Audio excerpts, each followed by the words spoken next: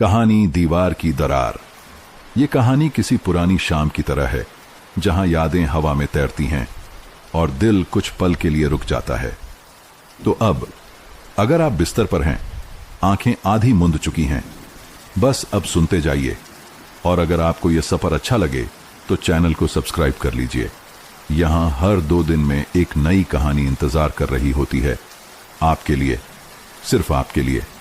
आपका एक छोटा सा लाइक, एक प्यारा सा कमेंट मुझे और कहानियां लाने की हिम्मत देता है। अब सांसें धीमी करिए, रोशनी हल्की कर दीजिए और चलिए इस कहानी की नरम धरती पर धीरे धीरे चलना शुरू करते हैं। गांव के किनारे बसे उस छोटे से घर में सुबह पहले चिड़ियों की चहचहाहट से जागती थी। कच्ची ईंटों से बना घर जिस पर मिट्टी की परत थी और छत पर खपरेलें थीं, वह हर मौसम में अलग ढंग से आवाज करता था। कभी बारिश में टपकता, कभी गर्मी में तपता और कभी सर्दियों में धूप की तलाश में खुद ही सिमट जाता। उस घर में रहते थे गोविंद और कावेरी, पति पत्नी। एक ऐसा रिश्ता जो अब शब्दों से ज्यादा खामोशी से भरा था। कभी ये दोनों एक दूसरे की आंखों में सुबह तलाशते थे, अब वही आंखें एक दूसरे से बचती थीं। पहले बातें बिना कहे भी समझ में आ जाती थीं, अब कह देने पर भी कोई समझ नहीं पाता। और जब कुछ समझ में ना आए तो बहसें अक्सर पहला रास्ता बन जाती हैं। गोविंद खेतों में काम करने वाला, मेहनती लेकिन चिड़चिड़ा। कावेरी घर संभालने वाली, शांत लेकिन थकी हुई। वे कभी झगड़ते नहीं थे क्योंकि वे नफरत करते थे, बल्कि इसलिए क्योंकि वे थक चुके थे समझाने से, थक चुके थे इंतजार करने से, थक चुके थे उस पहले वाले प्यार को तलाशते तलाशते जो अब धुंध बन गया था। उस दिन सुबह थोड़ी देर से हुई। गोविंद जब उठा तो कावेरी रसोई में पहले से थी। चूल्हे पर चाय रखी थी लेकिन बात नहीं की थी। गोविंद ने अखबार उठाया जो 2 दिन पुराना था और कागज की चुरमुराहट के साथ उसकी खामोशी घर में फैल गई। नमक खत्म हो गया है, कावेरी ने बिना देखे कहा। गोविंद ने बिना देखे जवाब दिया, तो खरीद लाओ। कभी जो बातें हंसी में बदलती थीं अब तीर बन चुकी थीं। पैसे नहीं हैं, उसने धीरे से कहा। गोविंद उठा और बिना कुछ बोले बाहर चला गया। धूल उड़ती रही, कुत्ता पीछे भौंकता रहा, लेकिन भीतर एक अजीब सी चुप्पी लहर बनकर दीवारों से टकराती रही। वो दीवार जो रसोई और आंगन को बांटती थी, उसी पर एक महीन सी दरार पड़ी थी। अभी छोटी थी, बाल की रेखा जैसी। कावेरी ने उसे देखा, पल भर के लिए ठहर गई। तू भी सुन रही है ना? उसने दीवार से कहा, आधे तंज आधे दुख से। शाम को जब गोविंद वापस लौटा, उसकी धोती पर धूल और आंखों में थकावट थी। हाथ में कुछ नहीं था, कोई नमक नहीं, कोई शब्द नहीं। खाना बना है? हाँ। थाली परोसी गई बिना बात किए। चटनी थोड़ी तीखी थी। गोविंद ने ताना मारा, हर बार मिर्ची ज्यादा क्यों डालती हो? कावेरी ने न जवाब दिया न सफाई दी, बस थाली उठाकर चुपचाप रसोई में चली गई। रात को जब दोनों अपने अपने किनारे पर खाट पर लेटे थे, उनके बीच की दूरी जमीन की नहीं, मन की थी। बिल्कुल वैसी जैसी उस दीवार की दरार जो दिन ब दिन गहराती जा रही थी। कभी उस दीवार पर उन्होंने मिलकर गोविंद के हाथ से बनाई एक छोटी सी अलमारी लगाई थी जिसमें हल्दी, धनिया और गुड़ रखा जाता था। आज वो अलमारी डीली हो चुकी थी, ठीक वैसे ही जैसे उनका रिश्ता। आधी रात को कावेरी उठी। उसने चुपचाप दीपक जलाया और हल्की लौ में दीवार को देखा। वो दरार अब थोड़ी और लंबी हो गई थी। उसने उंगलियों से उस रेखा को छुआ। कभी ये भी भर जाएगी, वो बुदबुदाई। फिर एक छोटा सा सफेद फूल, गेंदा, जिसे वो सुबह तुलसी के पास से तोड़ लाती थी, लेकर आई। धीरे से उसने वो फूल उस दरार में रख दिया, जैसे कोई मरहम लगा रहा हो। कोई देखने वाला नहीं था, बस वो दीवार थी, मौन, टूटी लेकिन गवाह। सुबह गोविंद उठा और बिना ध्यान दिए बाहर चला गया। कावेरी ने रसोई साफ की और फिर एक और फूल दरार में रख दिया। ये अब उसका रिवाज बन गया था। कोई पूजा नहीं, कोई प्रार्थना नहीं, बस एक फूल, उस दरार के नाम, एक प्रतीक, एक कोशिश, एक उम्मीद। कभी कभी रिश्ते पकते नहीं, बस पकाए जाते हैं, जैसे अधपकी रोटी, ऊपर से सख्त, अंदर से गीली। बात करें तो जलने का डर, चुप रहें तो कच्चा ही रह जाए। गोविंद और कावेरी का रिश्ता कुछ वैसा ही था, कच्चा और सख्त। हर दिन की शुरुआत जैसे एक पुराना रेडियो हो, जिसमें आवाज आने से पहले खरखराहट बजती हो। उस सुबह सूरज जरा देर से चढ़ा, लेकिन कावेरी हमेशा की तरह तुलसी में पानी डाल रही थी। उसके हाथों में वही गेंदा का फूल और आंखों में वही चुपचाप संकल्प। उसने फिर से दरार में फूल रखा। आज हल्का पीला रंग था। गोविंद आंगन में खड़ा बीड़ी सुलगा रहा था। उसकी निगाहें आसपास भटक रही थीं, लेकिन कभी उस दीवार तक नहीं गई जहां हर दिन एक फूल मुस्कुरा रहा था। अम्मा की दवाई खत्म हो रही है, कावेरी ने धीरे से कहा। मैं जानता हूं, गोविंद ने बीड़ी के कश के बीच में जवाब दिया। तो कब लाओगे? उसकी आवाज में आग्रह नहीं था, बस सूचना थी। काम है खेत में, दवाई की दुकान शहर में है, फुर्सत हो तो तू चली जा। उसके लहजे में झुंझलाहट थी। कावेरी ने कुछ नहीं कहा। शब्दों का यह लेन देन अब व्यापार जैसा बन गया था। भावनाएं नहीं थीं, सिर्फ जवाब। नमक नहीं है, ले आऊंगा। गैस खत्म हो गई है, चूल्हा तो है, छत टपकती है, बारिश में सबका घर भीगता है। इन वाक्यों में प्यार कहाँ था? कहाँ छुप गया था वो? तेरे लिए कुछ लाऊं? थक गई होगी, बैठ जा। आज तुझसे लड़ने का मन नहीं कर रहा। कहाँ थे वो सारे जज्बात? शाम को गांव में पंडित की बेटी की शादी की बात चल रही थी। आसपास के घरों से गीतों की धुन आ रही थी।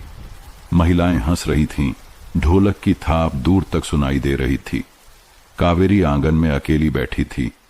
उसकी गोदी में सब्जियां थीं, लेकिन उंगलियां चलते हुए भी रुकी रुकी सी थीं। गोविंद आकर बैठा, पर उससे दूर। उसने पूछे बिना ही कहा, महेंद्र की बेटी को 3 तोले सोना देंगे। पंडित का मान है गांव में, उसके लड़के को शहर में नौकरी है। कावेरी ने धीमे से पूछा, क्या मान बिना पैसों से नहीं आता? गोविंद ने तीखी नजर से देखा। तू हर बात में ताना क्यों मारती है? मैं ताना नहीं मारती।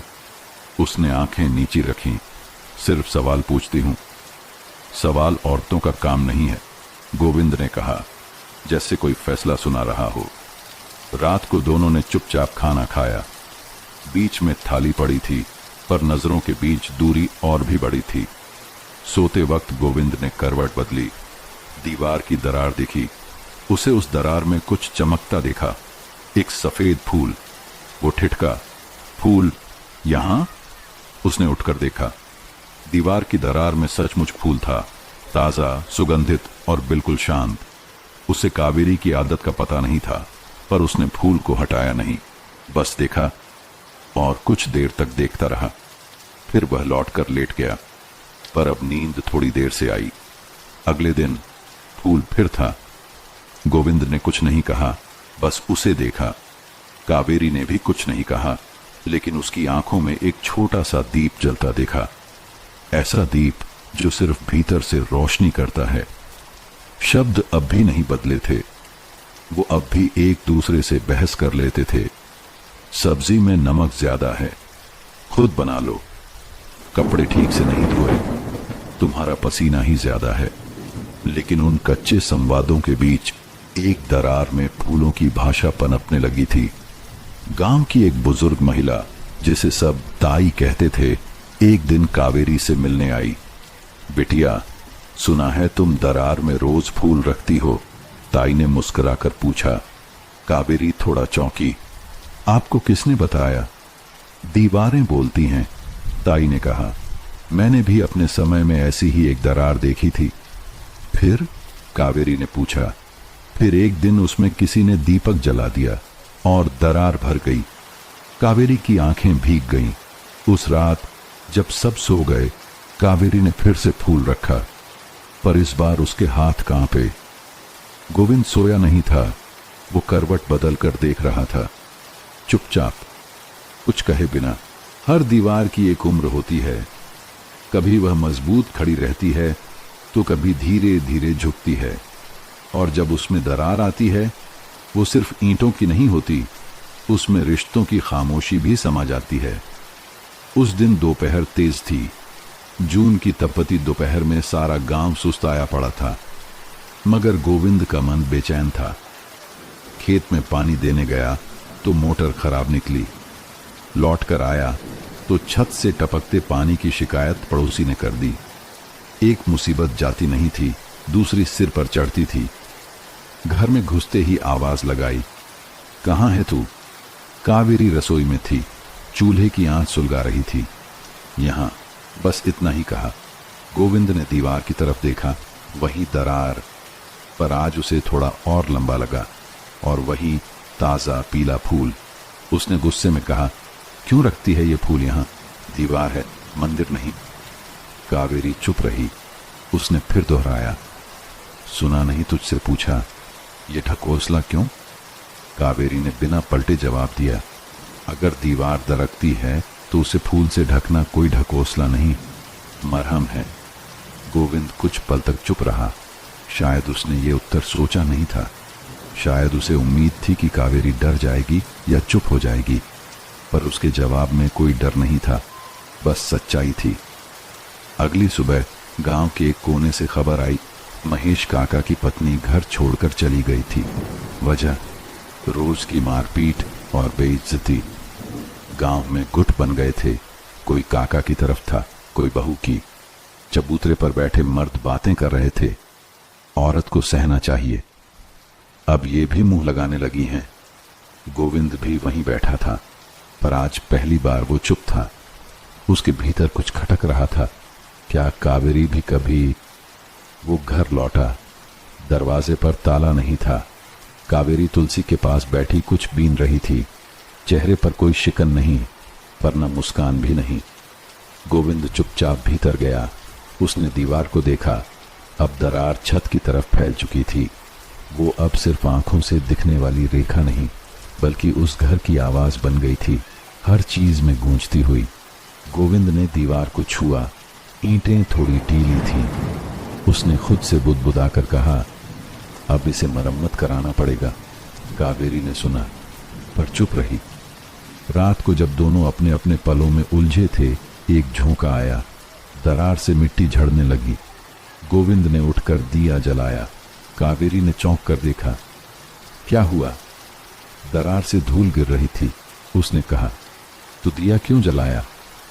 गोविंद ने कुछ नहीं कहा। धीरे से वह दीवार के पास गया जहां हर दिन एक फूल रखा जाता था। उसने दिया वहीं रखा, और पहली बार दीवार की दरार में रोशनी गई। कावेरी स्तब्ध रह गई। उसने कुछ कहा नहीं, पर आंखें भर आईं। उस दीपक की लौ बड़ी नहीं थी, पर उसमें दो थके दिलों की सिसकी थी और दो रूहों की कोशिश। रिश्ते जब चुप हो जाते हैं तो शब्दों की जगह इशारे बोलते हैं, और जब इशारे भी थक जाए तब फूल बोलते हैं। उस रात दीवार में रखा दीपक देर तक जलता रहा। छोटी सी लौ धीरे धीरे थरथराती रही, जैसे हर एक पल में कुछ कह रही हो, शब्दों के बिना। कावेरी दीवार के पास बैठी रही। उसके पास कुछ कहने को नहीं था, पर उस चुप्पी में एक मीठा कंपन था। गोविंद पहली बार देर रात तक जागा। वो उस दीपक की लौ को देखता रहा। फूल अब जलती रोशनी में और भी चमक रहा था। सुबह कावेरी उठी तो देखा दीप बुझ चुका था, पर उसकी महक अब भी दीवार के आसपास तैर रही थी। गोविंद चुपचाप आंगन में बैठा था। उसके पास 2 कप चाय रखी थी। कावेरी चौंकी। उसके लिए चाय? बैठो। उसने सिर्फ इतना कहा। कावेरी बैठी और कप उठाया। चाय कुछ ज्यादा मीठी थी, ज्यादा चीनी हो गई। गोविंद बोला, सिर नीचा किए। कोई बात नहीं, कावेरी ने धीरे से कहा। मिठास कभी जरूरी हो ही जाती है। दोनों हल्का सा मुस्कुराए। उस दिन कावेरी फूल नहीं लाई। वो देखना चाहती थी, क्या अब कोई और लाएगा? गोविंद ने देखा, फूल गायब है। उसने चुपचाप तुलसी से एक गेंदा तोड़ा, धीरे से दीवार की दरार में रखा। कावेरी रसोई में थी। लेकिन उसकी आंखें उस दीवार पर थीं। उसने देखा और उसकी पलकों में भी एक छोटा सा दीप जल उठा। फूल अब संवाद बन गया था, एक मौन भाषा जो झगड़े नहीं करती पर हर रोज कहती है, मैं अब भी यहां हूं। अब रोज कभी कावेरी फूल रखती तो कभी गोविंद, और कुछ दिनों में दोनों एक साथ फूल लेकर आ जाते। तू रख ले, गोविंद कहता। नहीं, आज तुम रखो, कावेरी मुस्कुराती। धीरे धीरे दीवार की दरार अब डराने वाली नहीं लगती थी। अब वो किसी मंदिर की दीवार सी लगती, जहां फूल, दीप और मौन तीनों मिलकर पूजा बन जाते थे। एक दिन गांव की एक लड़की जो कावेरी से सिलाई सीख रही थी बोली, काकी, आपके घर की दीवार में रोज फूल क्यों होता है?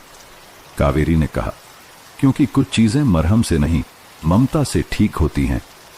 उसी दिन गोविंद ने एक और काम किया। वह शहर गया, एक प्लास्टर की थैली लाया। कावेरी ने पूछा, क्या करोगे इससे?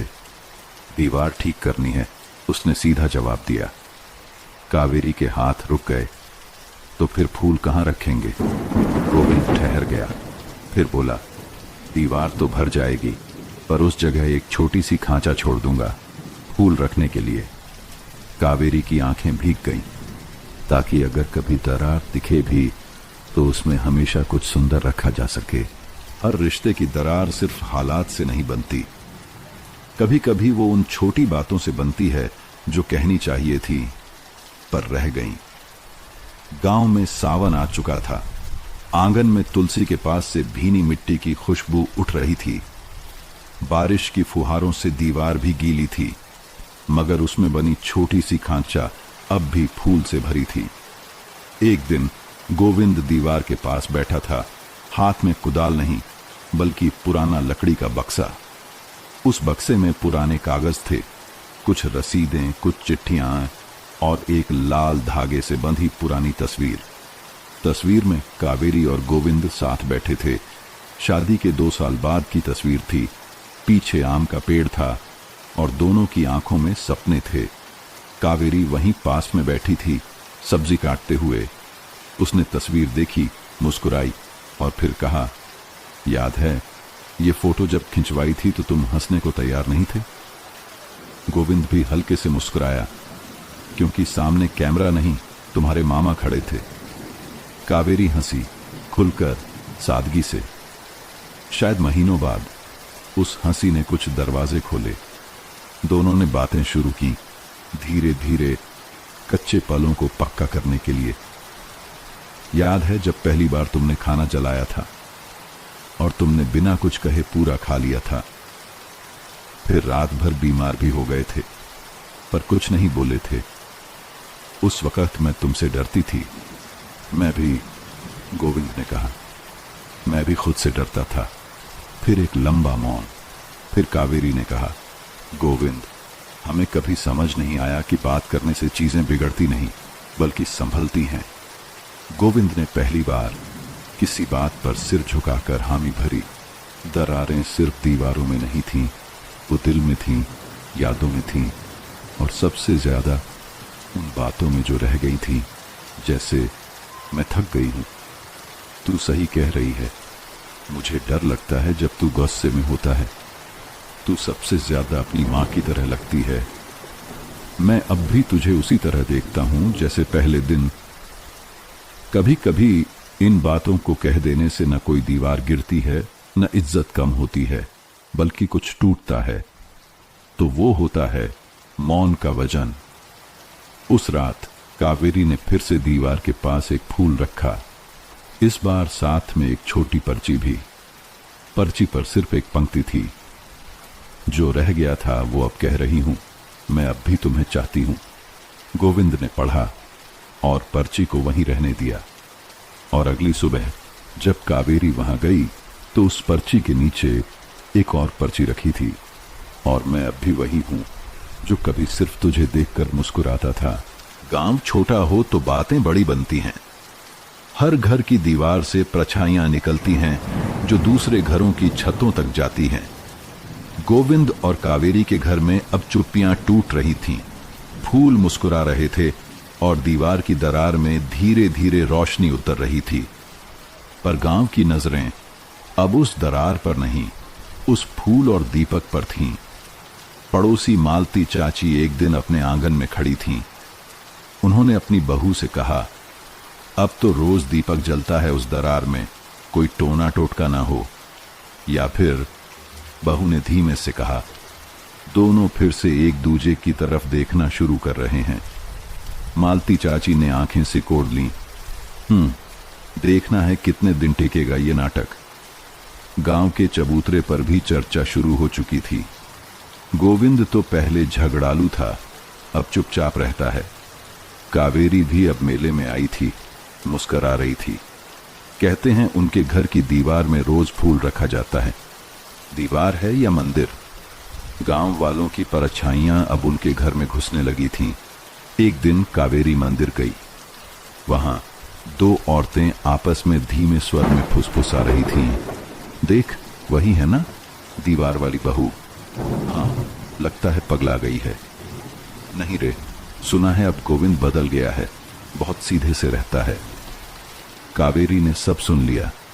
उसने कुछ नहीं कहा, बस सामने खड़ी काली मां की मूर्ति को देखा और मन ही मन बुदबुदाई, अगर सच्चा बदलाव दिखता है तो डर कैसा। उस दिन शाम को गोविंद ने पास आकर पूछा, तेरा मूड ठीक नहीं लग रहा, कुछ हुआ? कावेरी ने कहा, गांव वालों की बातें अब घर के अंदर तक आने लगी हैं। गोविंद मुस्कुराया, तो आने दो। जैसे बरसात में हवा अंदर आती है, पर हम खिड़की बंद नहीं करते, बस पर्दा खींच लेते हैं। कावेरी पहली बार देख रही थी वो गोविंद जो कभी उलझन से घबरा जाता था, अब थामना सीख गया था। अगले दिन उन्होंने दीवार की दरार के नीचे एक छोटा बोर्ड टांगा। बोर्ड पर लिखा था, ये फूल और दीप किसी पूजा के नहीं, बल्कि माफी, प्यार और नई शुरुआत के प्रतीक हैं।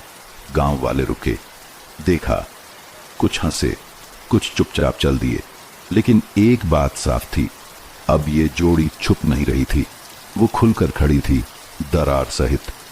और फिर चमत्कार सा हुआ।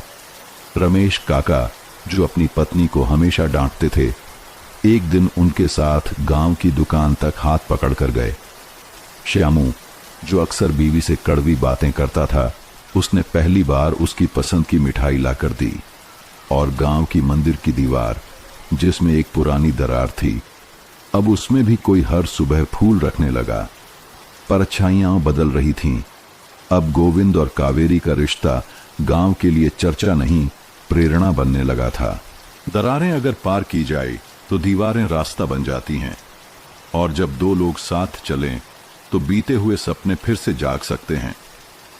उस शाम बरामदे में बैठकर गोविंद ने अचानक पूछा, कावेरी, तेरे कोई अधूरे सपने थे क्या? कावेरी चौंक गई। उसने पहली बार गोविंद को उस नजर से देखा जो पूछना नहीं, जानना चाहता है। उसने थोड़ी देर तक चुप रहकर कहा, एक सपना था, मैं बच्चों को पढ़ाना चाहती थी। गांव में एक छोटी पाठशाला खोलना चाहती थी, जहां बेटियां भी किताबों को अपना समझें। गोविंद चुपचाप सुनता रहा, लेकिन फिर शादी हो गई और घर, खेत, जिम्मेदारियां, सबके बीच वो सपना धूल खाता रह गया। गोविंद ने कुछ देर बाद धीरे से कहा, अगर आज कहूं वो सपना फिर से शुरू कर। कावेरी ने उसकी बात बीच में ही काट दी, नहीं, अब उम्र। उम्र? गोविंद ने पहली बार उसकी बात काटी। सपनों की कोई उम्र नहीं होती कावेरी, हम दोनों की ये दरार भी उम्र भर की थी, फिर भी हमने इसे भरना शुरू किया ना। अगले दिन गोविंद ने गांव के पुराने पंचायत भवन में सरपंच से बात की, भाई, इस कमरे का कोई उपयोग नहीं हो रहा। कावेरी एक पाठशाला चलाना चाहती है, मुफ्त में पढ़ाएगी। सरपंच ने कहा, अगर वो पढ़ा सके तो इसे खोल देना बहुत अच्छा होगा। 3 दिन बाद कावेरी सफेद साड़ी में, बालों में गजरा लगाए उस छोटे कमरे में खड़ी थी। 4 छोटी बच्चियां सामने बैठी थीं, हाथों में पुरानी किताबें। कावेरी ने हाथ जोड़कर कहा, हम यहां पढ़ेंगे, लेकिन डरकर नहीं, प्यार से। बच्चियों की आंखों में चमक थी, वापस लौटते समय गोविंद उसका इंतजार कर रहा था। उसने पूछा, कैसा लगा आज? कावेरी की आंखों में आंसू थे, जैसे कोई भूली हुई बात फिर से याद आ गई हो। उस रात दोनों ने पहली बार साथ बैठकर पुराने सपनों की गठरी खोली। गोविंद का सपना था एक कुआं खुदवाने का, ताकि खेत में पानी बना रहे। कावेरी का सपना था उस कुएं के किनारे एक नीम लगवाना, ताकि बच्चे उसकी छांव में पड़ सकें। गोविंद ने मुस्कुराकर कहा, तो फिर अगले हफ्ते नींव खोदते हैं। अब दीवार में दरार तो थी, पर उसके पार एक पाठशाला थी, एक नीम का पेड़ और दो ऐसे लोग जो टूटकर भी जुड़े रहे। कुछ चीजें आदत बन जाती हैं, जैसे सुबह की चाय, जैसे शाम की थकान और जैसे दरार में रोज का फूल। अब गोविंद और कावेरी के जीवन में एक नई लय थी। वही घर, वही दीवार, वही आंगन, लेकिन सब कुछ थोड़ा और मुलायम, थोड़ा और चुपचाप सुंदर। हर सुबह कावेरी तुलसी में जल चढ़ाती, फिर उसी तुलसी से एक फूल तोड़कर लाती। दीवार के उस छोटे खांचे में वो फूल रखती, बिना किसी अनुष्ठान के, बिना किसी शोर के। गोविंद वहीं बैठा रहता, चाय के साथ अखबार, पर अब उसकी नजरें हर सुबह उस फूल की तरफ भी जाती। एक बार उसने पूछा, तू हर दिन अलग रंग का फूल क्यों लाती है? कावेरी ने कहा, हर दिन का मन अलग होता है, कभी हल्का, कभी भारी। फूल भी उसी मन का हिस्सा होता है। गोविंद ने सिर हिलाया और पहली बार अखबार को मोड़कर कावेरी की तरफ देखा। फूल अब संकेत बन चुके थे। अगर फूल सफेद होता, उस दिन शांति थी। अगर पीला, उम्मीद। गुलाबी, माफी। लाल, शायद वो दिन जब कुछ कहने की जरूरत हो। एक दिन कावेरी ने जानबूझकर फूल नहीं रखा। गोविंद ने महसूस किया, पूरे दिन वो बेचैन रहा। शाम को घर लौटा और पूछा, आज फूल नहीं रखा? कावेरी ने धीरे से कहा, आज मन बुझा था, कुछ भारी सा लगा। गोविंद ने थोड़ी देर देखा, फिर खुद तुलसी से फूल तोड़ लाया और धीरे से खांचे में रखा। कावेरी की आंखें भर आईं। आज का मन मैं संभाल लेता हूं, गोविंद ने कहा। धीरे धीरे हर फूल के साथ एक दिन जुड़ने लगा, हर दीपक के साथ एक रात। रिश्ता अब कोई जबरन निभाया गया बंधन नहीं था, बल्कि रोज रचे जाने वाला रिवाज था। एक सुबह गांव की लड़की रेखा, जो पाठशाला में पढ़ने आती थी, कहने लगी, काकी, ये दीवार वाली पूजा हमारे घर में भी शुरू हो गई है। माँ हर सुबह एक फूल रखती हैं, पापा अब ज्यादा गुस्सा नहीं करते। कावेरी हंसी, फिर रेखा के सिर पर हाथ फेरा। फूल बस फूल नहीं होते रेखा, वो बातें होते हैं जो हम बोल नहीं पाते। अब उस दीवार की दरार गांव में मशहूर थी। लोग उसे फूल वाली दरार कहने लगे थे।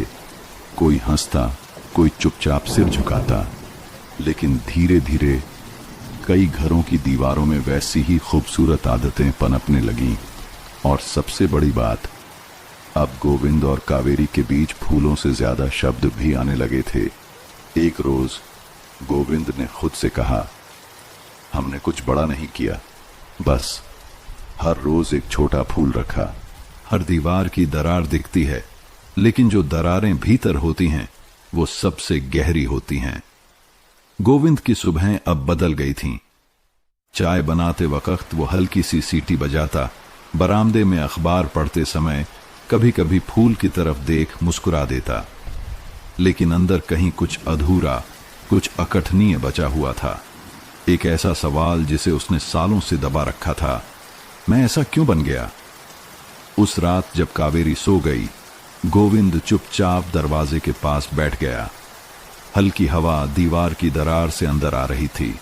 उसने आंखें बंद की और याद आने लगे वो पल जब वो चिल्लाया था, गुस्से में बर्तन फेंके थे, कभी कभी बिना वजह चुप्पी साध ली थी। लेकिन क्यों? उसने खुद से पूछा। उत्तर धीरे धीरे उभरने लगे। पिता की बेरुखी, खेतों की हार, बेटे की पढ़ाई छुड़ानी पड़ी, मां की चुप मृत्यु, इन सब का बोझ उसने कभी बांटा ही नहीं। गोविंद उठा और पहली बार अपने पुराने संदूक से एक पुरानी कॉपी निकाली। उसमें एक अधूरा सपना लिखा था। मैं एक दिन गांव में सबके लिए पानी की व्यवस्था करूंगा ताकि कोई खेत सूखा ना रहे। उसने कॉपी बंद की। कुछ पन्ने आंसुओं से भीग चुके थे। अगले दिन कावेरी पाठशाला से लौटी तो देखा गोविंद घर पर नहीं था।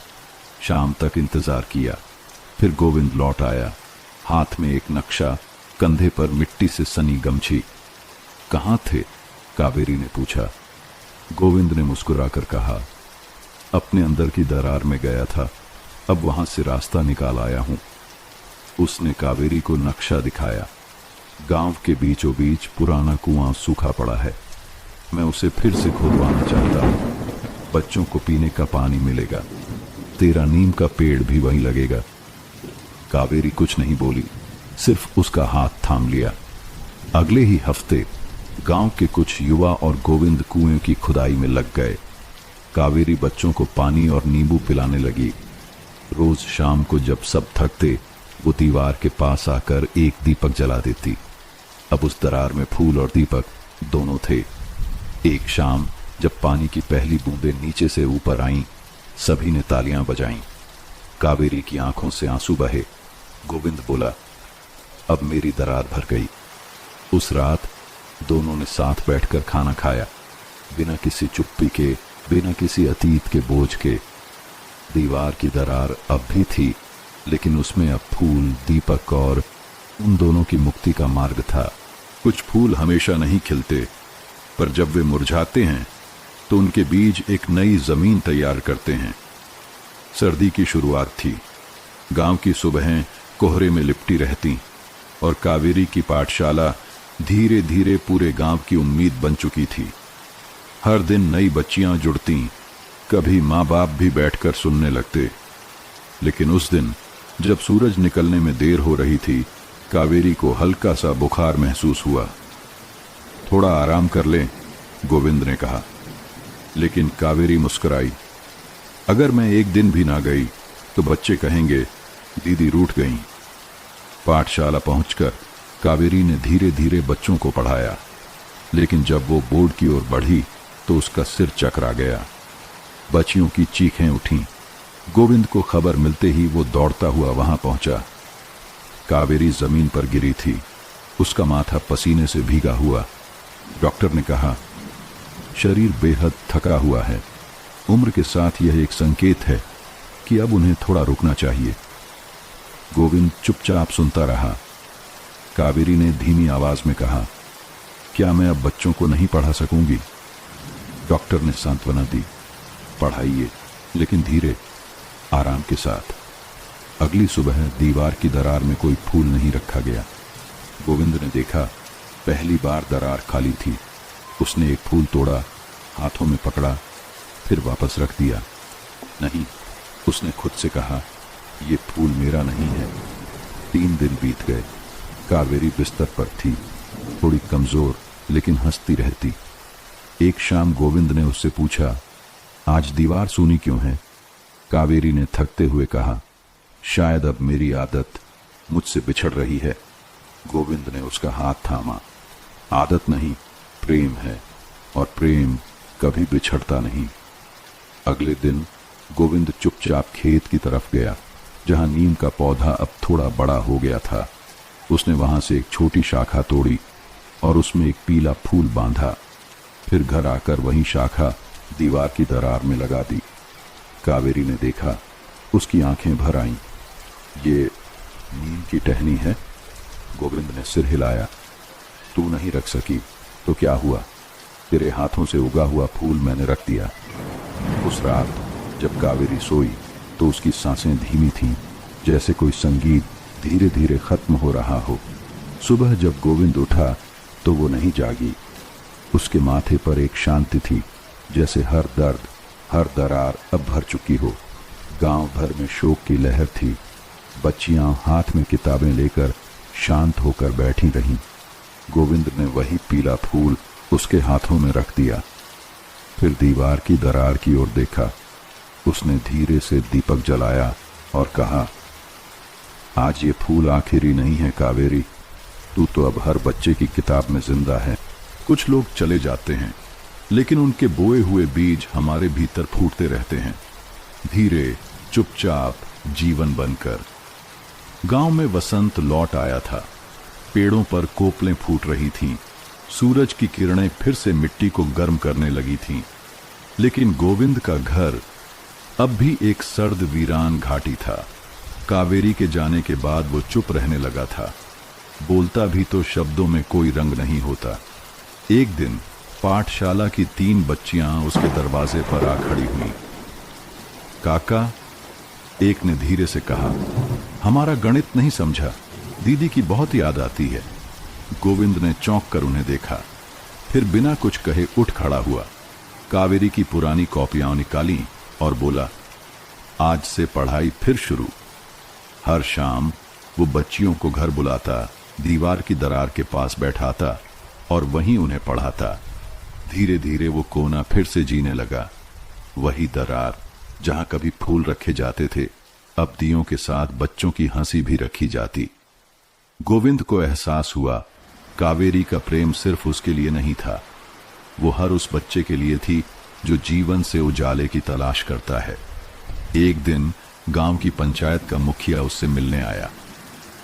हम सोच रहे हैं, मुखिया ने कहा, कावेरी दीदी की याद में एक बड़ी पाठशाला बनवाई जाए, आप उसका संचालन करेंगे? गोविंद चुप रहा। उसने दरार की ओर देखा, फिर बोला, अगर वो दीवार वहां हो तो मैं करूंगा। मुखिया मुस्कुरा पड़ा। कुछ महीने बाद गोविंद के आंगन में एक छोटी सी इमारत बनी, जिसकी दीवार में एक जानबूझकर छोड़ी गई दरार थी। हर सुबह बच्चे पढ़ने आते और एक एक फूल उस दरार में रख जाते। किसी की मां कहती, ये मेरी बेटी ने रखा है, कावेरी दीदी को धन्यवाद देने के लिए। दीवार की दरार अब एक परंपरा बन गई थी। वो अब टूटन की नहीं, बल्कि जोड़ने की निशानी थी। गोविंद ने एक दिन खुद से कहा, तेरा बोया हुआ हर बीज कावेरी अब खिल रहा है। मैं बस देख रहा हूं तेरे फूलों की बगिया को तेरी रोशनी में पलते हुए। कुछ दीवारें बस पत्थर की नहीं होती, वे कहानियां संजोती हैं। जो दरार कल दुख की थी, वही आज आशा की आवाज बन गई है। पाठशाला अब खुल चुकी थी। नाम रखा गया, कावेरी ज्ञान केंद्र। और उसकी सबसे खास बात थी वो पुरानी दीवार, जिसकी एक कोने में दरार थी, जिसे अब सब फूल वाली दीवार कहते थे। हर बच्चा जब स्कूल आता तो दरार में एक फूल रखता। ये अब एक रिवाज बन चुका था। शुरू में शिक्षक हंसते थे, फिर उन्होंने भी इसमें एक अपनापन पाया।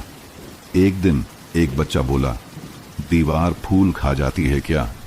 शिक्षक मुस्कुराया, नहीं बेटा, वो उन्हें अपने सीने में संजोती है, जैसे मां अपने बच्चों की बातों को। बच्चा बोला, तो दीवार भी मां है? उस दिन से सभी बच्चे उसे कावेरी मां की दीवार कहने लगे। दरार में अब सिर्फ फूल नहीं आते थे, बल्कि चिट्ठियां भी रखी जाती थीं। आज पहली बार अच्छे नंबर आए, दीदी धन्यवाद। मुझे डर लगता है, लेकिन आप हो ना। मां कहती हैं, आप स्वर्ग में हो, वहां से देखना मुझे। गोविंद हर हफ्ते वो चिट्ठियां पढ़ता, कभी हंसता, कभी रोता, और फिर उन्हें एक बड़ी डायरी में चिपकाता। उस डायरी का नाम था दीवार की आवाजें। एक दिन एक बड़ा अधिकारी गांव आया। उसने स्कूल देखा, फूलों से भरी दीवार देखी और हंसकर कहा, ये क्या बचपना है, स्कूल को गंभीर रखो। बच्चे चुप हो गए, लेकिन गोविंद ने कहा, अगर ये दीवार ना होती तो ना मैं होता, ना ये पाठशाला। ये दीवार तो वो है जिसने हमें सिखाया कैसे टूटकर भी जोड़ा जा सकता है। वो अधिकारी चुपचाप चला गया और उसी शाम उसने एक गुलाब का फूल दरार में रख दिया। अब दीवार सिर्फ बच्चों की नहीं थी, उसमें गांव की औरतें अपना दुख रखतीं, किसान अपनी उम्मीद, बुजुर्ग अपनी दुआ। दीवार में हर दिन एक नया फूल, एक नई कहानी जुड़ती। गोविंद ने लिखा, ये दरार कभी चुप थी, आज बोलती है, और जब कोई नहीं सुनता तब भी ये फूलों से कह देती है सब कुछ। एक बच्ची जिसका नाम छोटी कावेरी था, हर दिन सबसे पहला फूल रखती।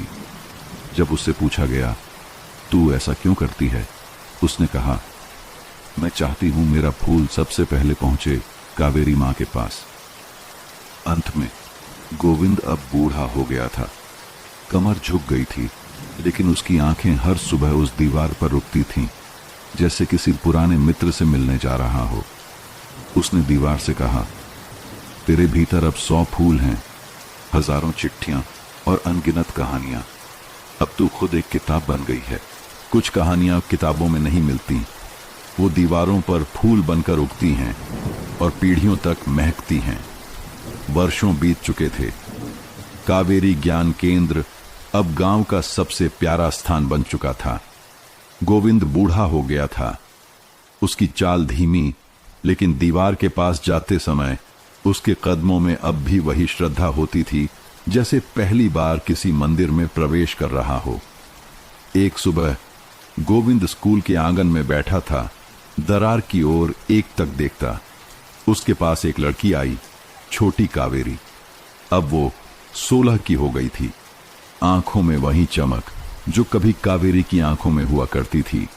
उसने धीरे से कहा, गुरुजी, अब आप थक गए हैं, आपकी जगह कोई लेना होगा। गोविंद ने उसकी ओर देखा, मुस्कुराया। तू तैयार है?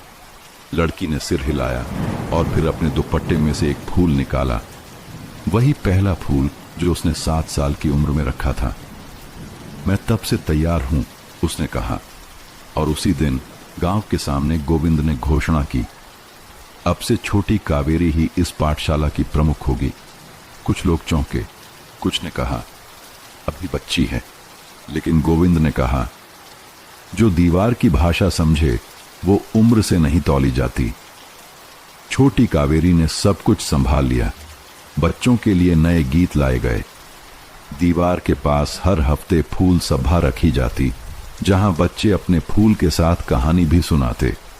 दीवार की आवाजें, डायरी अब ऑनलाइन ब्लॉग में बदली। फूलों की परंपरा अब डिजिटल हो गई थी, लेकिन दीवार आज भी वही थी, जैसी थी वैसी ही, सिर्फ थोड़ा और खुश। एक शाम गोविंद ने दीवार के पास आखिरी बार बैठते हुए कहा, अब मैं चलूं कावेरी, तेरे बोए बीज अब खुद पेड़ बन गए हैं। उस रात उसने खुद दीवार में एक दिया जलाया, आखिरी बार। और अगली सुबह वो चुपचाप अपनी खाट पर पड़ा मिला, चेहरे पर मुस्कान थी। छोटी कावेरी ने घोषणा की, आज से हर साल इस दिन दीपदान दिवस होगा। हर बच्चा एक दिया लाकर दीवार में रखेगा, ताकि उस दरार की रोशनी कभी न बुझे। विरासत अब दीवार में नहीं, हर बच्चे के मन में थी। कभी कोई बच्चा जब डरता तो दरार में एक फूल रख देता और खुद को अकेला नहीं समझता। गांव अब कहता था, जहां फूल दरार में रखे जाते हैं वहां मन टूटते नहीं, जुड़ते हैं। कुछ फूल महकने नहीं, बोझ उतराने के लिए रखे जाते हैं, लेकिन वही बोझ कभी बीज बन जाते हैं।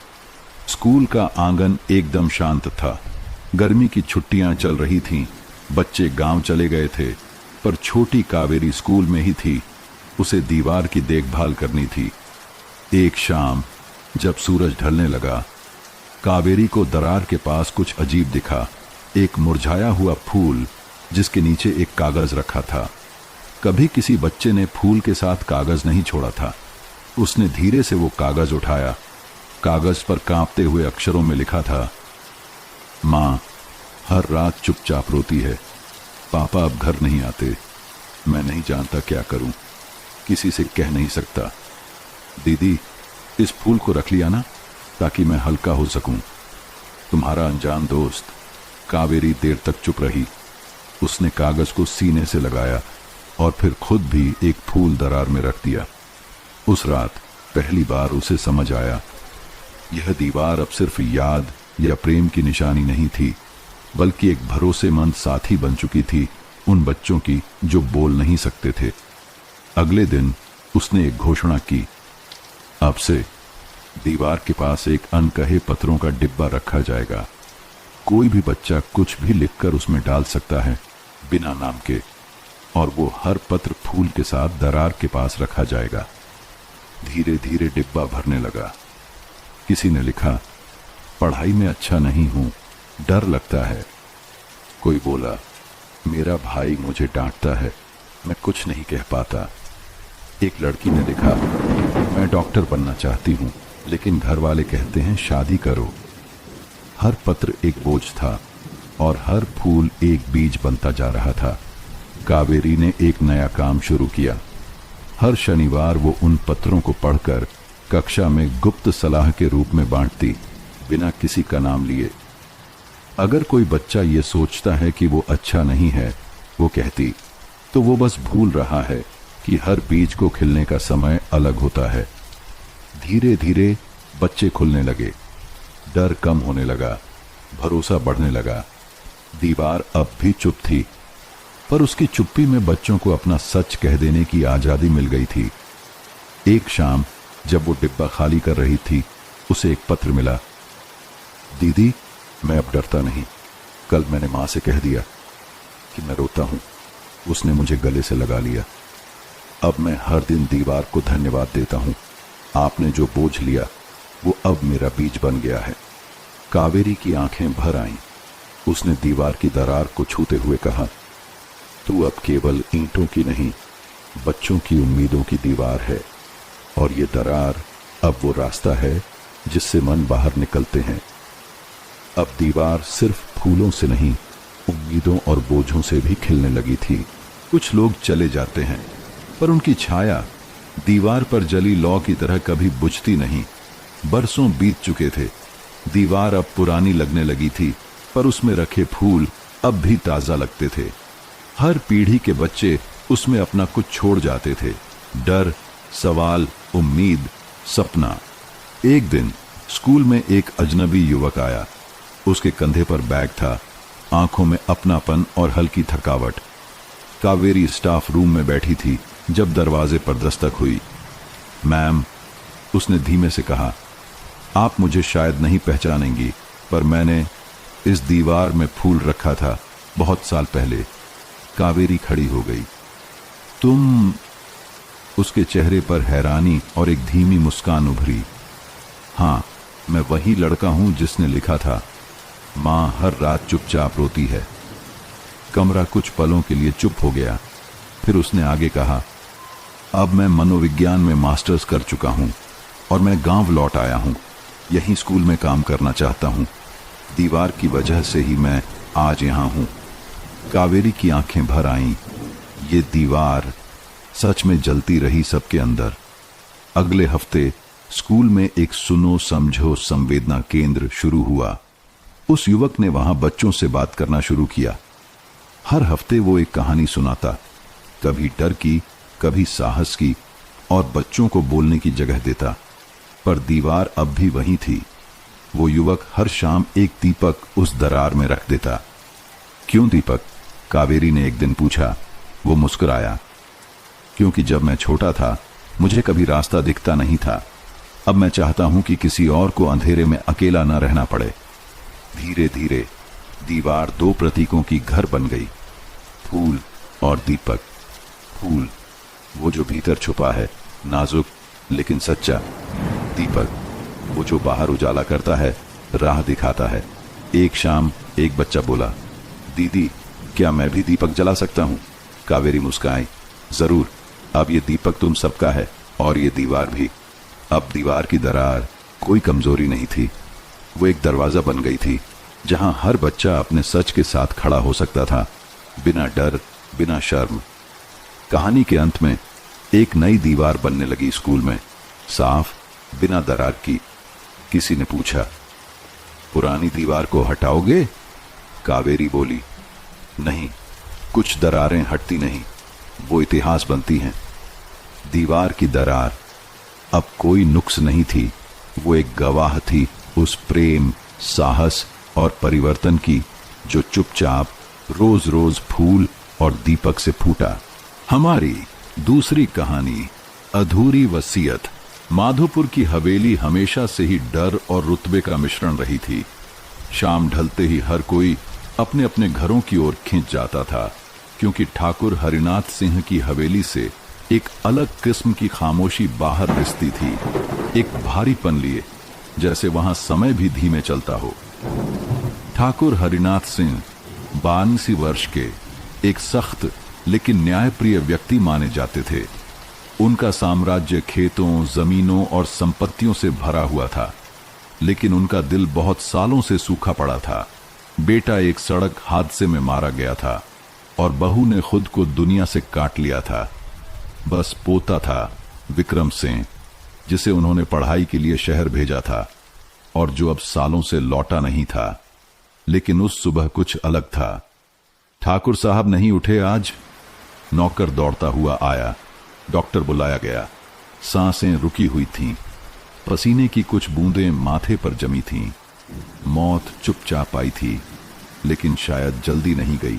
ठाकुर हरिनाथ सिंह की मौत की खबर पूरे माधोपुर गांव में जंगल की आग की तरह फैल गई थी।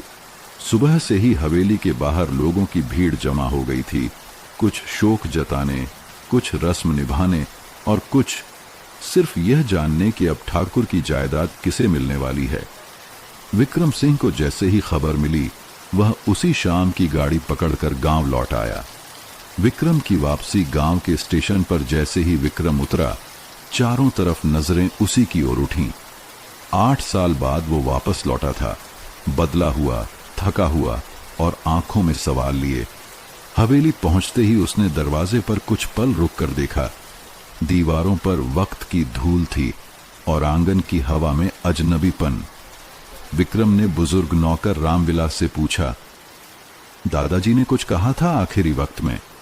रामविलास ने सर हिलाया। कुछ नहीं, बस रात को बहुत बेचैन थे, कुछ लिख रहे थे शायद, लेकिन हमने नहीं देखा। क्या था वो? वसीयत का दिन तीसरे दिन ठाकुर की 13वीं के बाद गांव के वकील मिश्रा जी हवेली में सबको इकट्ठा करते हैं।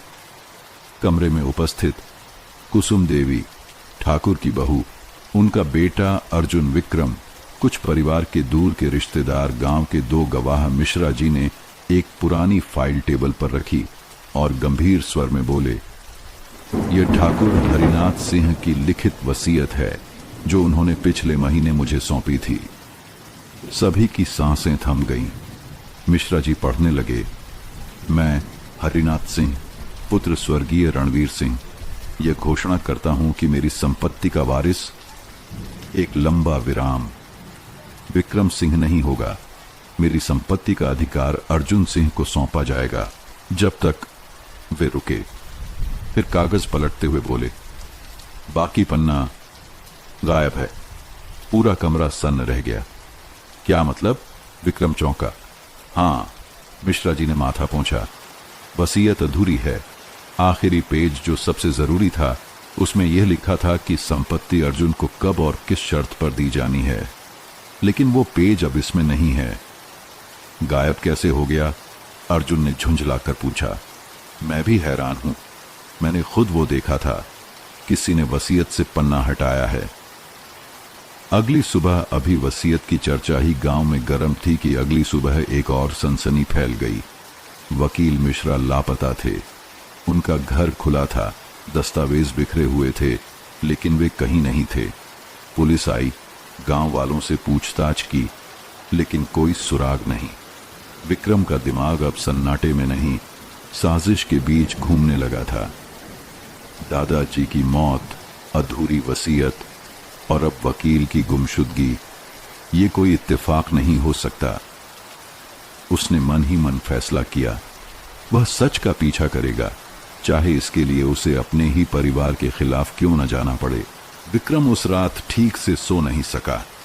वकील मिश्रा की गुमशुदगी ने उसके मन में एक तूफान खड़ा कर दिया था।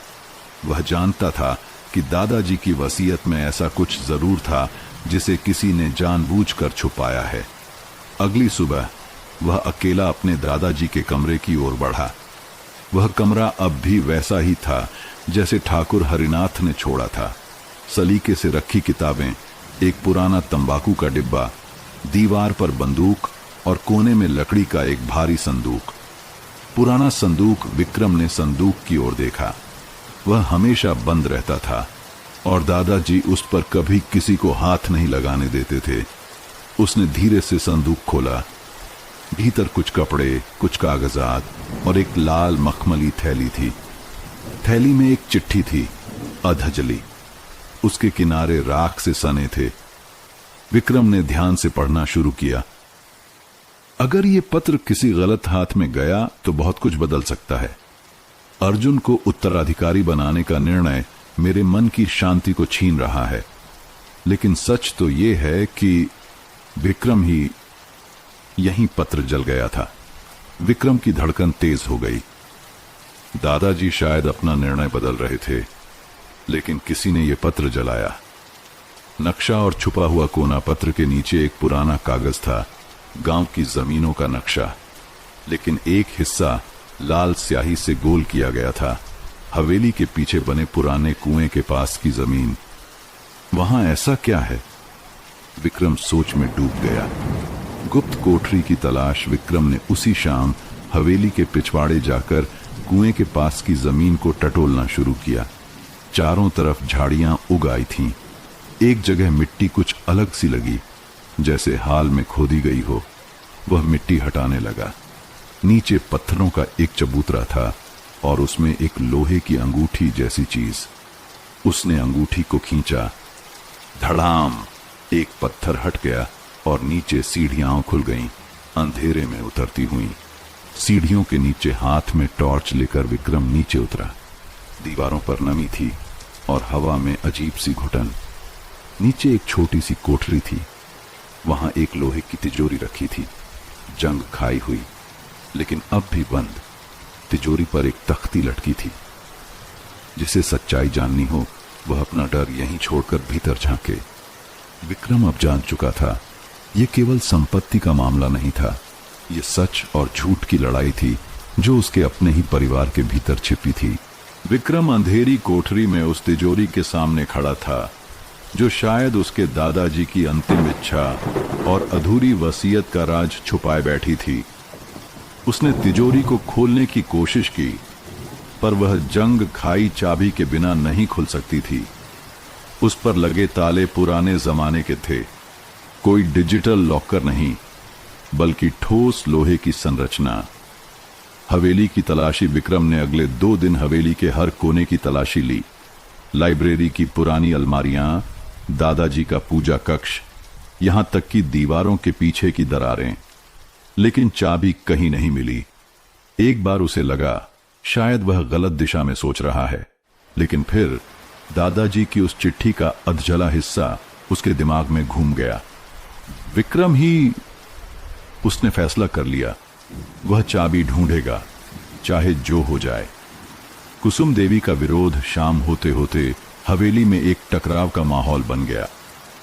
कुसुम देवी, जो अब घर की मुखिया थीं, विक्रम को सामने बैठाकर बोली, देखो विक्रम, हम जानते हैं कि तुम अपने दादाजी से बहुत जुड़े थे, लेकिन अब घर की जिम्मेदारी अर्जुन की है। मैं जिम्मेदारी नहीं मांग रहा, बस सच्चाई जानना चाहता हूं, विक्रम ने शांत स्वर में कहा। सच्चाई सबके लिए नहीं होती, कुसुम देवी ने आंखों में तंज भरते हुए कहा। तुम्हारे लिए भी नहीं। अगर वसीयत अधूरी है तो मैं उसका दूसरा हिस्सा ढूंढने का पूरा हक रखता हूं। अगर तुम यही सब करते रहे तो तुम्हें हवेली छोड़नी पड़ेगी, वह उठकर बोली। पुरानी डायरी। उसी रात विक्रम अपने दादाजी की किताबों की अलमारी से कुछ पुराने दस्तावेज निकाल रहा था। तभी एक पुरानी डायरी उसके हाथ लगी, हरिनाथ सिंह की निजी डायरी। उसने जल्दी से उसके पन्ने पलटने शुरू किए। एक पृष्ठ पर कुछ गाढ़ी लिखावट में लिखा था, मैंने तिजोरी की चाबी वहीं छुपाई है जहां मैंने अपने सबसे कीमती पल बिताए थे, वहां जहां सूरज सबसे पहले मेरी आंखों में उतरता था। विक्रम ने किताब बंद की।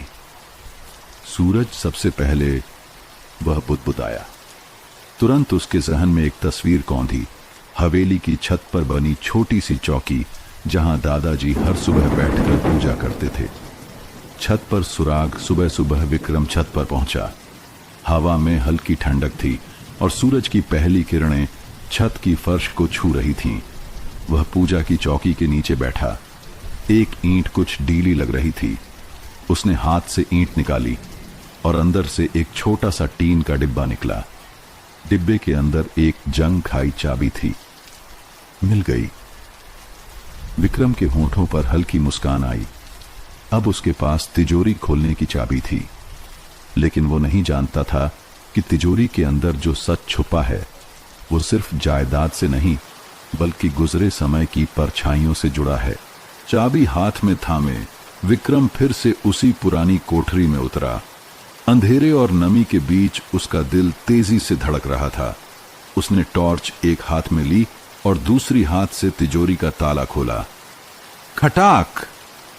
तिजोरी की जंजीरें ढीली पड़ी और उसका ढक्कन चरमराते हुए खुल गया। तिजोरी के अंदर क्या था? भीतर कपड़े में लिपटा एक बंडल था। विक्रम ने सावधानी से उसे खोला। एक दस्तावेज, हाथ से लिखा हुआ एक पुराना फोटो, 3 लोगों का एक चिट्ठी। केवल विक्रम के लिए के नाम से विक्रम ने पहले दस्तावेज को उठाया। ऊपर लिखा था वसीयत संशोधित, दिनांक 17 मार्च। मैं हरिनाथ सिंह अपनी संपत्ति का अंतिम अधिकार विक्रम सिंह को देता हूं, कारण वह मेरा खून है और मेरी आत्मा का उत्तराधिकारी भी। अर्जुन मेरी संतान नहीं है, वह कुसुम के पूर्व प्रेम का बेटा है जिसे मैंने अपने नाम पर पाला, लेकिन यह सच अब और नहीं छुपा सकता। विक्रम की आंखें चौड़ी हो गईं। क्या अर्जुन दादाजी का बेटा नहीं था? पुरानी तस्वीर की कहानी फोटो में 3 लोग थे। एक जवान हरिनाथ सिंह, एक महिला जिसे विक्रम पहचान नहीं पाया, एक बच्चा जिसकी शक्ल अर्जुन से मिलती जुलती थी। फोटो के पीछे लिखा था, उसका खून मेरा नहीं है लेकिन मेरा नाम ढो रहा है। विक्रम को अब यह साफ हो चुका था कि परिवार का वो सच जिसे दफन किया गया था वही अब उसकी जिंदगी बदलने वाला है। केवल विक्रम के लिए वाली चिट्ठी। उसने आखिर में वो चिट्ठी खोली। विक्रम, अगर तुम यह पढ़ रहे हो तो शायद मैं इस दुनिया में नहीं हूं। तुमने हमेशा मेरा दिल जीता, लेकिन मैंने तुम्हें दूर रखा क्योंकि इस हवेली की दीवारों के पीछे बहुत कुछ छिपा था। अर्जुन का सच मैं कभी सबके सामने नहीं ला सका। कुसुम ने मुझसे धोखा किया, लेकिन मैंने अर्जुन को अपना नाम दिया। मेरी अंतिम इच्छा है कि तुम यह वसीयत मिश्रा जी को सौंपो। वह तुम्हारे साथ है, वह समझदार है और अगर कुछ हो जाए तो बिजली उस पर भरोसा कर सकती है। याद रखना, वसीयत सिर्फ कागज नहीं होती, वो परिवार की आत्मा होती है। संभाल सको तो संभाल लेना। तुम्हारा दादाजी हरिनाथ सिंह। अचानक किसी की आहट। चिट्ठी पढ़ते ही विक्रम को ऊपर से किसी के कदमों की आहट सुनाई दी। उसने टॉर्च बंद की और खुद को छुपा लिया। सीढ़ियों से किसी की परछाई नीचे उतर रही थी। कौन था वो? अर्जुन, कुसुम या कोई तीसरा? विक्रम सीढ़ियों के कोने में छिपा सांस रोके खड़ा था। ऊपर से आती परछाई धीरे धीरे साफ होने लगी। यह अर्जुन नहीं था, बल्कि हवेली का पुराना सेवक रामविलास था। विक्रम को हैरानी हुई। वह चुपचाप कोने से बाहर आया। रामविलास? उसकी आवाज में सख्ती थी। तुम यहां क्या कर रहे हो? रामविलास चौंक गया, लेकिन कुछ बोला नहीं। क्या तुम पहले से जानते थे इस तिजोरी के बारे में? विक्रम ने पूछा। रामविलास चुप रहा। उसकी आंखों में झिझक थी। तुम चुप क्यों हो? क्या तुम जानते थे कि दादाजी ने दूसरी वसीयत बनाई थी? कुछ पल चुप रहने के बाद रामविलास ने गहरी सांस ली। हां, जानता था, उसने कहा। रामविलास की कबूलनामा। ठाकुर साहब ने कुछ महीने पहले मुझे बुलाकर कहा था कि अगर उनके साथ कुछ हो जाए तो मैं मिश्रा जी को एक बंद लिफाफा दूं, लेकिन उससे पहले ही मिश्रा जी को किसी ने गायब करवा दिया और मैं डर गया। किससे डर गए? विक्रम ने पूछा। कुसुम देवी और अर्जुन से, उसने धीमे स्वर में कहा। क्या तुमने वसीयत वाला लिफाफा देखा था? नहीं, बस उसे तिजोरी में रखवा दिया था। तो फिर तुमने किसी को कुछ बताया क्यों नहीं? क्योंकि इस हवेली में जो सच बोलता है उसका मुंह हमेशा बंद कर दिया जाता है, या वो खुद हमेशा के लिए गायब हो जाता है। मिश्रा जी कहाँ हैं? विक्रम ने पूछा। क्या तुम जानते हो मिश्रा जी कहाँ हैं? रामविलास थोड़ी देर चुप रहा, फिर बोला, हां, शायद जानता हूं। विक्रम की आंखों में चमक आ गई।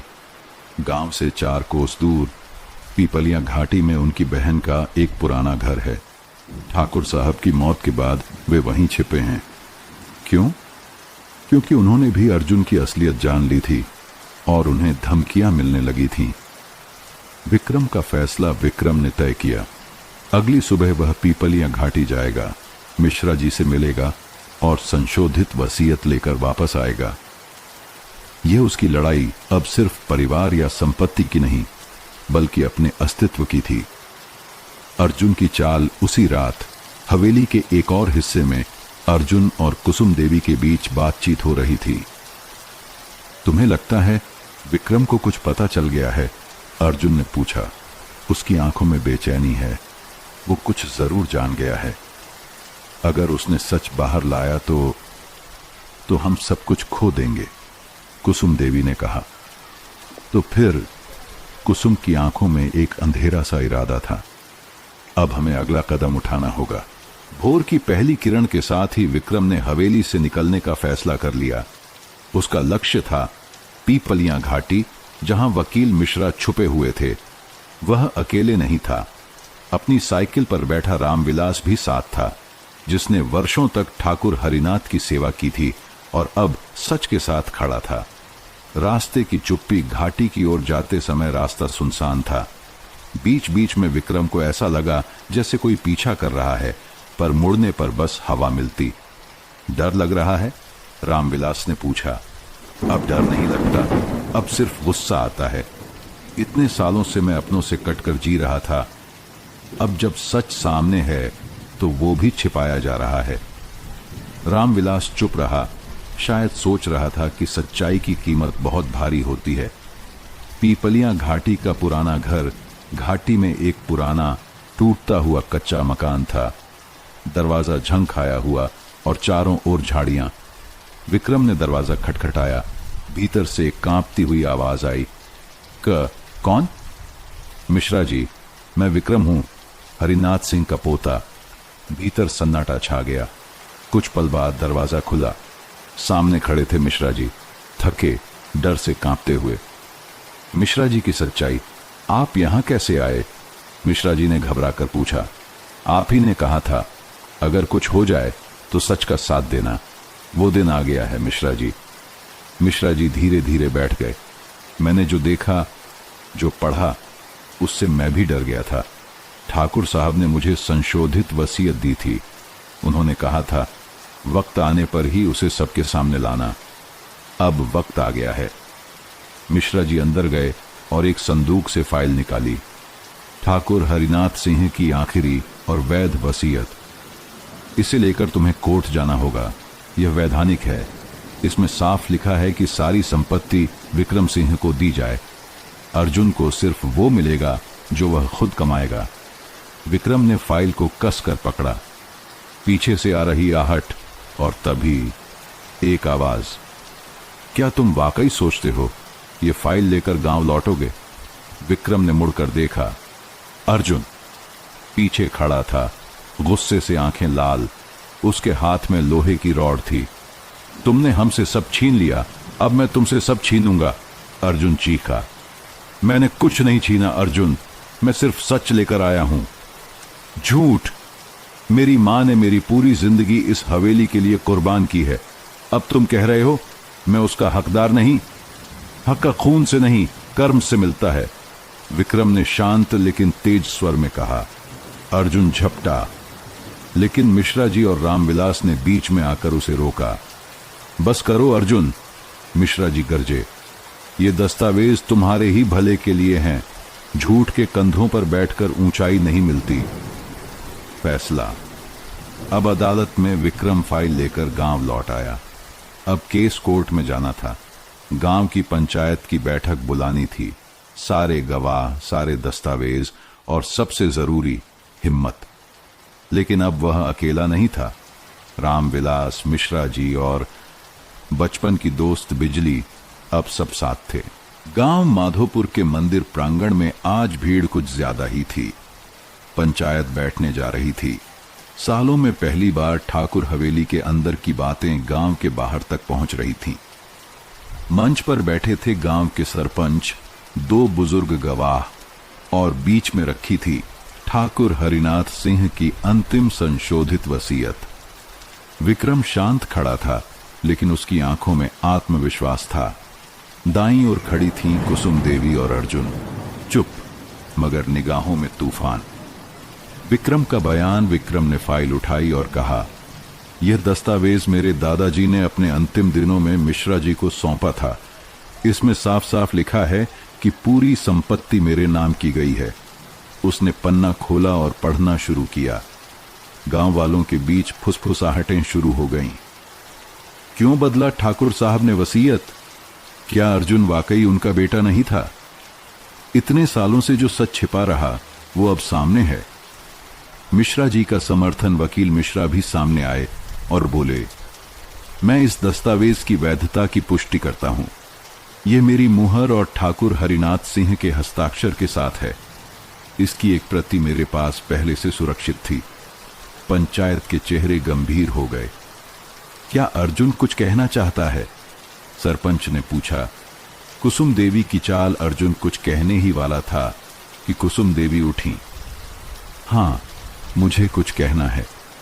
सभी की नजरें उनकी ओर मुड़ गईं। विक्रम बहुत अच्छा लड़का है और उसने सच्चाई की लड़ाई लड़ी। लेकिन उन्होंने पल्लू से एक लिफाफा निकाला। ये रही ठाकुर हरिनाथ सिंह की एक और वसीयत, जो उन्होंने मुझसे उनके आखिरी दिनों में लिखवाई थी। हाथ से नहीं, रिकॉर्डिंग के जरिए। उन्होंने मोबाइल से एक रिकॉर्डिंग चलाई।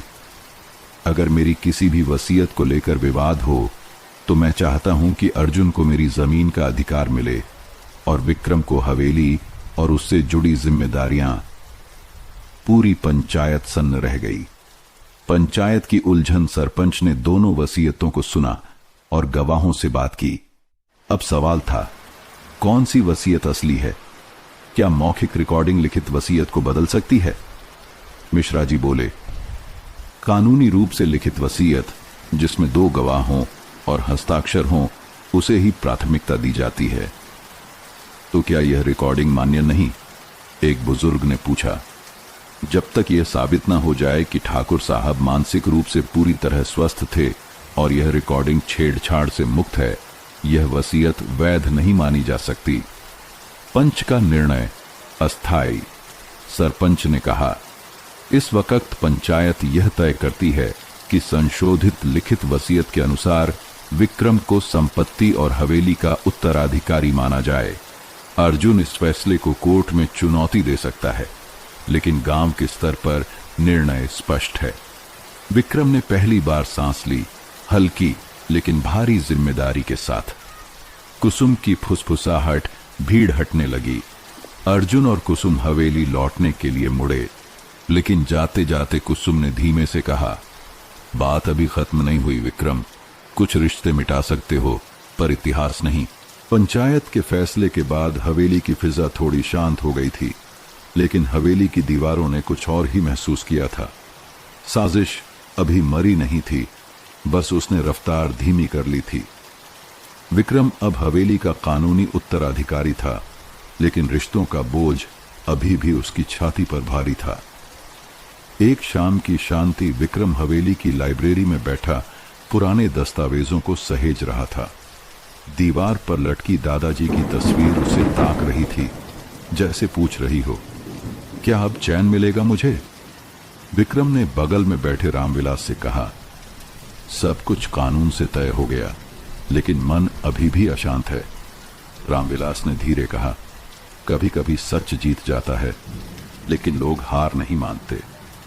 रात का तूफान। रात करीब 2 बजे हवेली में अचानक धुआं भरने लगा। विक्रम की नींद खुली। खांसी, जलन और दरवाजे के नीचे से उठता काला धुआं। वह भागकर कमरे से बाहर निकला। हवेली का एक कोना जल रहा था। पुराना स्टोर रूम, जहां सारे कागज, फाइलें, वसीयत की कॉपियां, जमीनों के नक्शे रखे थे, वही इलाका आग की चपेट में था। रामविलास और बाकी नौकर पानी लाकर आग बुझाने की कोशिश कर रहे थे। बचाओ, आग, आग! हवेली गूंज उठी। साजिश की बू। विक्रम को यकीन था ये कोई दुर्घटना नहीं थी। स्टोर रूम के आसपास के कमरे ठीक ठाक थे, सिर्फ वही कमरा जला जहां अहम दस्तावेज रखे थे। सुबह होते ही उसने तहसील से कर्मचारी बुलवाए और आग की रिपोर्ट दर्ज कराई। कोई ज्वलनशील तेल या मिट्टी का तेल छिड़का गया था, कर्मचारी ने बताया। सवाल उठते हैं, किसने जलाया? अर्जुन, कुसुम देवी या हवेली का ही कोई भरोसेमंद चेहरा? विक्रम की आंखों में शक था, लेकिन उसके पास सबूत नहीं थे। बिजली की भूमिका शाम को बिजली, विक्रम की बचपन की दोस्त, अब स्कूल टीचर, उससे मिलने आई। तुम ठीक हो? ठीक हूं, लेकिन ये आग सिर्फ कागज नहीं जले हैं, एक बार फिर मेरा भरोसा जला है। बिजली ने एक लिफाफा उसकी ओर बढ़ाया। ये देखो, ये मैं लाइब्रेरी के पीछे झाड़ियों में पड़ी मिली, शायद तुम्हारे काम आए। विक्रम ने लिफाफा खोला। एक अधूरी डायरी, कुछ जले हुए टुकड़े और एक चाबी। नया सुराग चाबी किसी पुरानी तिजोरी की थी, लेकिन वह तिजोरी हवेली में अब तक देखी नहीं गई थी। विक्रम ने फौरन तय किया, वह फिर से हवेली के हर कोने को छानेगा। अगर ये चाबी किसी गहरे राज की है, उसने सोचा, तो शायद यह कहानी अभी पूरी नहीं हुई। बिजली द्वारा दी गई चाबी ने विक्रम के भीतर फिर से एक उम्मीद जगा दी थी। शायद कुछ ऐसा अब भी बचा है जो पूरी तस्वीर साफ कर सकता है। विक्रम ने उसी रात हवेली के तहखाने की तरफ रुख किया। तहखाने की तलाश हवेली के पुराने हिस्से में एक पतली बंद सीढ़ियां नीचे जाती थीं। वहां वर्षों से कोई नहीं गया था। दीवारों पर जाले, सीलन और फर्श पर बिछी धूल ने माहौल और भी रहस्यमय बना दिया था। एक कोने में लकड़ी की अलमारी के पीछे ईंटों में छुपा था एक धातु का छोटा गेट। विक्रम ने चाबी डाली। क्लिक, दरवाजा धीरे से चरमराया और एक संकरी कोठरी का रास्ता खुल गया। छुपी हुई तिजोरी अंदर दीवार से जुड़ी एक लोहे की तिजोरी थी, छोटी लेकिन मजबूत। विक्रम ने चाबी उसमें लगाई और धीरे धीरे तिजोरी खुल गई।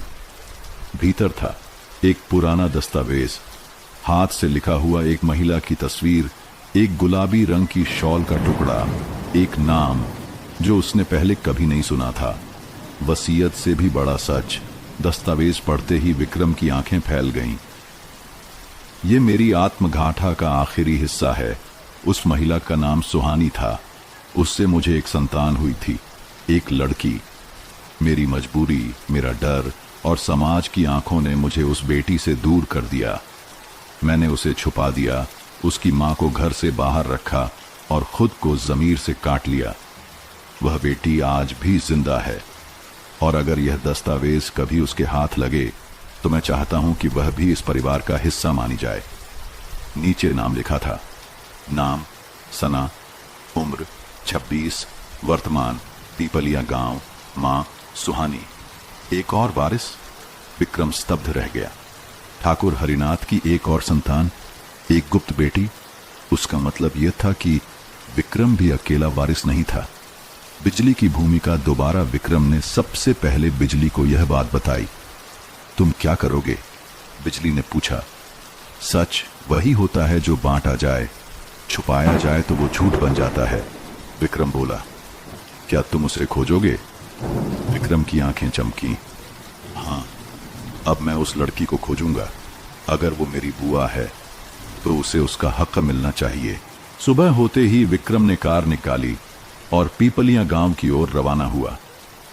हवेली से दूर जाते हुए उसका मन भारी था। एक बार फिर वो सच के पीछे भाग रहा था, लेकिन इस बार खुद के विरुद्ध। पीपलिया गांव में प्रवेश। पीपलिया कोई बड़ा गांव नहीं था। मिट्टी की गलियां, झोंपड़ी जैसे घर और खुले दिल वाले लोग। विक्रम को ज्यादा देर नहीं लगी एक पुराने स्कूल के पास उस लड़की को देखने में। सना, वो एक प्राथमिक स्कूल की शिक्षिका थी। सादा कपड़े, आंखों में तेज और मुस्कान में वो अजनबी आत्मविश्वास जो किसी गहरे दर्द से उगता है। पहला सामना विक्रम ने उससे बात शुरू की। विक्रम, आप सना हैं?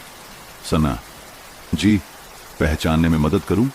विक्रम, शायद मैं आपके परिवार से जुड़ा हूं। सना के चेहरे पर सवाल उभरे। मुझे अपना परिवार तो अच्छे से याद है।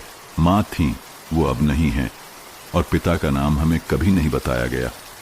विक्रम ने धीरे से शॉल का टुकड़ा, वो तस्वीर और दस्तावेज की कॉपी उसे थमा दी।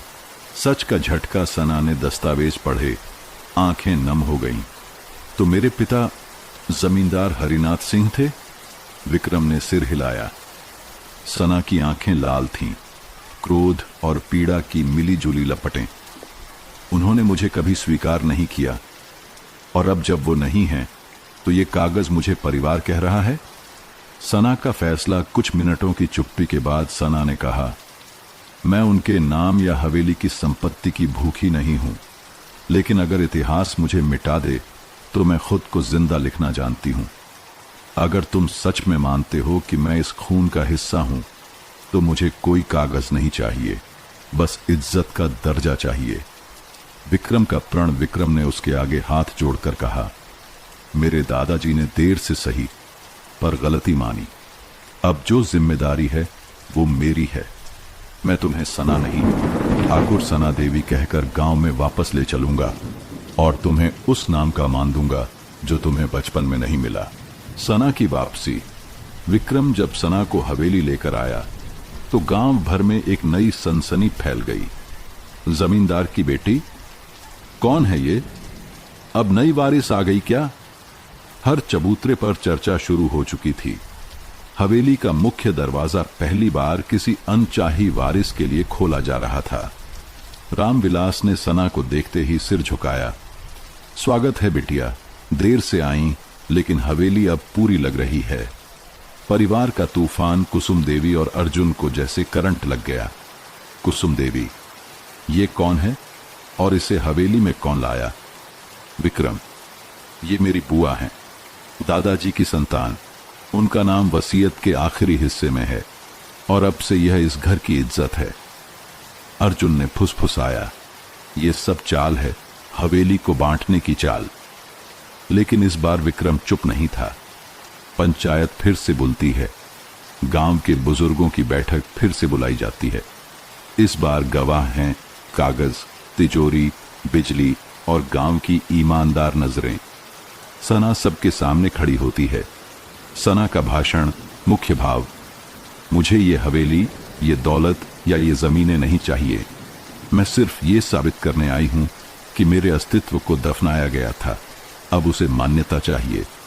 मेरे पिता ने मुझे छुपाया, लेकिन मेरी मां ने मुझे सच के साथ बड़ा किया। मैं कोई मोहलत नहीं चाहती, बस ये चाहती हूं कि जब लोग ठाकुर हरिनाथ सिंह का नाम लें तो कहें, हां, उनकी एक बेटी भी थी, सना। फैसला पंचायत एकमत होती है। सना को आधिकारिक रूप से ठाकुर परिवार की संतान माना जाएगा। उसे भी वसीयत में उचित सम्मान और जमीन का हिस्सा दिया जाएगा।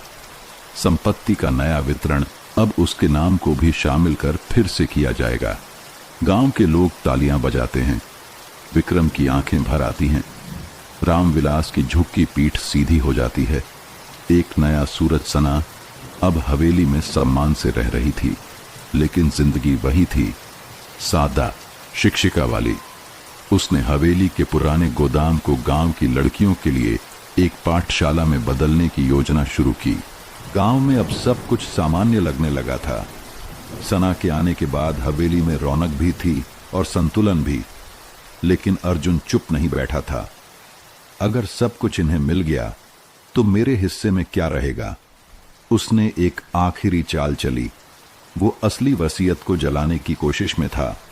चोरी और सबूत। रामविलास ने विक्रम को सूचना दी कि हवेली की छत के पास बने कमरे में किसी ने रात में चुपचाप चढ़ने की कोशिश की थी।